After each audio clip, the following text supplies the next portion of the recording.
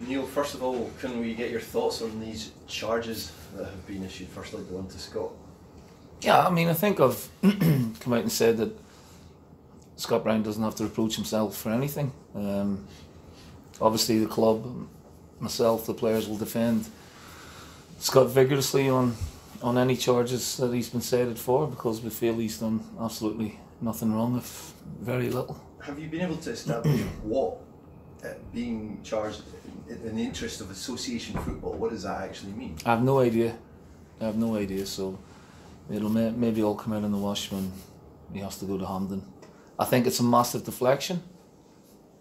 All this noise this week about Scott, I think our players handled the game brilliantly, and some of the opposition players did not. It's as simple as that. So people are trying to drag Scott into this, and again, we pride ourselves on our discipline. I think over the last 7 years, we've been the best disciplinary record in 5 of those, and maybe second best in the other 2. So the players here handle themselves with great humility and respect the opposition. It has been suggested through the week that his actions at the end of the game, some have said were not becoming of a Celtic captain. How does that? Yeah, but that's just the lamest of excuses to point some sort of finger at Scott. He held his hands up aloft in celebration. He was over that side of the pitch, and then he celebrated with the Celtic fans. And then for some reason, some Rangers players took exception to that. Do you think charges like the one that's been issued open a can of worms for other players because they're so? I just think it's a trumped up charge. You know, it's just something that's been made up. There is a law out there, from what I gather, that you can't retrospectively be punished for, you know, gestures, but it's not even an obscene gesture, raising his hands aloft. So I think it's just been concocted because of media pressure or pressure from elsewhere. You've been involved in high profile, high octane Old Firm games before. Does this surprise you, the amount of fallout there's been from Sunday's game? It's reminiscent of the one that myself and Ali had a bit of a word, and that's all it was, a few words exchanged, where again the opposition had 3 men sent off, yet it was called the shame game. So it's very reminiscent for me that they've had 3 players actually banned. We've had none, yet and all. Scott Brown's getting dragged into this for whatever reason, I don't know. Yeah, your old teammate John Hartson suggested yesterday that people are being hurt by Celtic's success. He said instead of respecting that mentality, they're almost creating a witch hunt. Has he got a point there? Yes, absolutely. What we should be talking about is our form since the turn of the year, where we were level on points and now we're 13 points clear, unbeaten. I think we've won every game bar 1, and that was a draw. And you know, their mentality and their focus and the quality of play has been very, very good. Now, maybe that upsets some people, but the players play the game the right way and within the laws of the game as well, and they show great respect and humility. Hearts and Aberdeen were charged for a kind of melee at the end of their game on Saturday. Craig Levein was saying today he feels that the compliance officer is in danger of sanitising the game. Is he right? Is that a fair point? I can't sort of, you know, compare one to the other.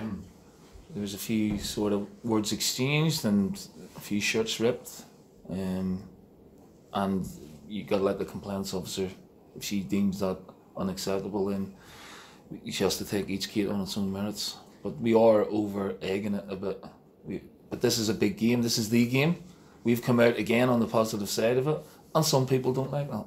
Neil, is the disciplinary process working at the moment in Scottish football? I don't know, Ronnie, is the perfect answer. Every week there's something, isn't it? Every week is disciplinary is at the top of the agenda. That's a good question. I mean, I don't know was the answer. There was a lot of controversy about the rules changes early on in the year. We had a managers meeting around about November time where things were broken down and explained to us, but whether people are getting enough satisfaction from it, it remains to be seen. Are you concerned going forward that we're just going to get mired in week after week of... Well, I don't want to be sitting here talking about disciplinaries and tribunals and having a fair share of them over my time, but what I want to be talking about is the team and the players and how well they're playing, and we're 2 games away from winning a eighth title, which is a remarkable feat in itself. So you're asking the wrong guy about the disciplinary procedures, because I get confused by them myself sometimes. The thing with these charges is, for a game like the Old Firm, you don't want for them to take the competitive edge out of these games. Yeah, and they won't. They won't. The players react. You know, so sometimes they react over the top. They never change. You know, it's a competitive game, and there's a lot of drama, tension, emotion. You have to, you know, keep yourself within the laws of the game and keep 11 players on the pitch. That's always important. We did that on Sunday, so we have nothing to reproach ourselves for. Just ask you mentioned about deflection tactics. Massive. And noise from elsewhere, Yeah. perhaps. Were you surprised that Rangers chose to appeal Ryan Kent's charge? Yes. 100%. Why so? Well, it was so blatant. So blatant. So, my only surprise is he got 2 games and not 3. Do you feel there should have been a harsher I punishment? mean, it's violent conduct. I mean, whether it be a punch or you just can't do that. And again, Scott Brown is said to be the antagonist in this, or the provocateur, and he wasn't at all. He wasn't at all. Are you surprised to see Stephen Gerrard say that members of the Celtic staff were perhaps playing the victim card? The only rational thing Stephen said this week, from what I've seen, is that his team played the best team in the country on Sunday. Apart from that, I disagree with probably 90% of what he's spoken about since the game on Sunday. And that's all I'm going to say on that. Did you ever work with him after? No, I didn't see it. Didn't see him after the game, no. Is that normal in those situations, or usually the Old Firm manager comes in? I thought he might have come in, but he might have had other things to do. He was invited in. Of course. Of course. You could win the league this weekend. We could. We've been Oh, we're going to talk about that, great Charles. forget about it. Oh, thanks. Obviously, you have to do the business on Saturday. If you do, Motherwell could beat Rangers. What's your plans for Sunday if you do the business on Saturday? Well, first of all, obviously, we've got to try and beat a very good team tomorrow. Livingston have had a fantastic season. They can give you a bloody nose. You know, they're a big, strong team. We have to. We know what's at stake. We need 2 wins maximum to win the league. We want to win the game tomorrow. If we do that, then I'll be watching the game somewhere, I'm sure.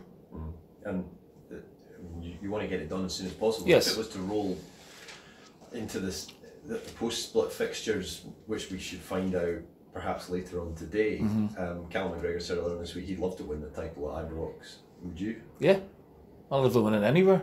So would you encourage the league then to? Or I wouldn't encourage them to do anything, Charles. Don't be putting words in my mouth now.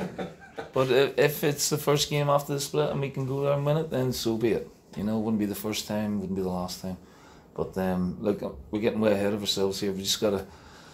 My focus is on tomorrow, and we win tomorrow and then take it from there. In terms of that game tomorrow, Livingston quite a unique challenge. Yeah, they've been pretty consistent with the formation. I like them. You know, I like their spirit. I like their team ethic. I like defensively they're very tough nut to crack. I think they've had a brilliant few years, you know, when you think where they've come from. Spectacular promotion last year through the playoffs. And they've held their own brilliantly. You know, they started off the first half of the season really strongly. Big, strong team. They've got some good players there and good energy in midfield as well. So this is going to be another, right good game, hopefully. Tierney going to be okay? Yes, Kieran's okay, yeah. Kieran's back. Rodgick's in contention. Christie's in contention. Bankovic is in contention. And there's no fresh injury worries from Wednesday night as well. You spoke about some contract talks last week. Has there been any progress in that? None at the minute, no. Okay, guys? Neil, Oh. recent second half performances have seen the team take a wee bit of the performance dip a little bit. But they still fight. Is that your opinion, or is that a general In consensus? my Or opinion, many that I've spoke to as well. But the team still fight to get the game over the line. What I ask you is, how do you manage to overcome the mental and the physical fatigue at this point of the season? How do you get the team to keep going the way you have been? just it comes from themselves, their character and the winning personality. But trying to do as little as possible in between the games as well, just keeping them as fresh as we possibly can. It's been again a grueling season for a lot of them. It's coming towards the end of it, but we still have work to do. So it's important that we keep reinforcing that it's not done yet. Obviously, we would like to win it as soon as possible. That may not be the case, so mentally you have to be prepared for that as well. Thanks. Cheers. Right, Neil.